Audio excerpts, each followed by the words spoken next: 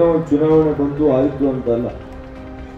ನಿಮ್ಮ ಒಂದು ಮತ ಇದೆಯಲ್ಲ ಇವತ್ತು, ನಿಮ್ಮ ಒಂದು ಮತಕ್ಕಿರೋ ಶಕ್ತಿಯನ್ನ ನೀವು ಯೋಚನೆ ಮಾಡಿ. ನಿಮ್ಮ ಒಂದು ಮತಕ್ಕೆ ಈ ದೇಶದ ಪ್ರಧಾನಮಂತ್ರಿಗಳನ್ನ ಮಾಡುವಂತ ಶಕ್ತಿ ಆ ಮತಕ್ಕೆ.